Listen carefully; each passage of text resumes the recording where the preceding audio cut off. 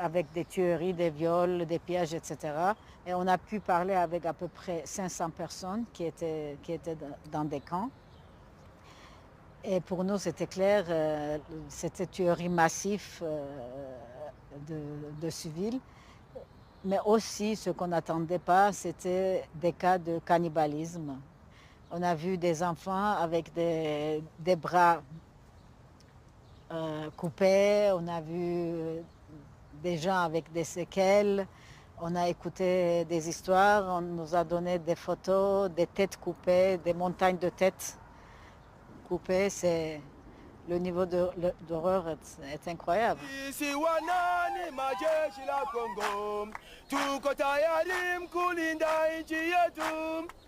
Les troupes d'un des nombreux groupes rebelles, le Mouvement pour la libération du Congo, sont accusés d'avoir perpétré ces massacres.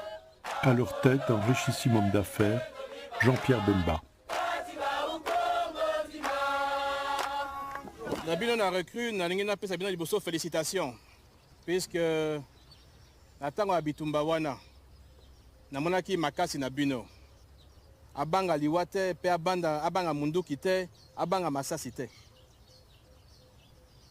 C'est comme ça que eloko oyo tolingi armée na sika oyo tolingi bino boza koyekola lelo oyo tobengi armée ya libération na Congo po bokota bokoma lobi ba acteur effectif ya libération wana.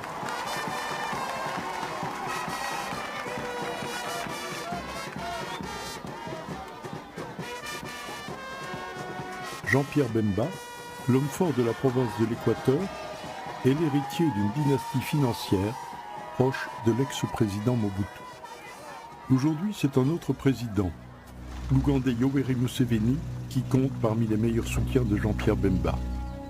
Il lui envoie des armes et des conseillers, de quoi équiper et encadrer les troupes que Bemba dirige d'une poigne de fer. Des milices rebelles, où l'on retrouve quelques commandos d'élite de l'ancienne armée zaïroise.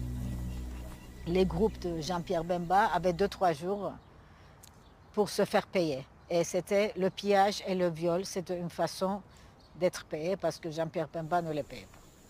Mais ils sont rentrés dans chaque maison et ils ont pillé chaque maison et ils ont violé chaque femme qu'ils ont trouvée sur place. Pourtant, aujourd'hui, Jean-Pierre Bemba ne doit pas rendre compte de ses actes.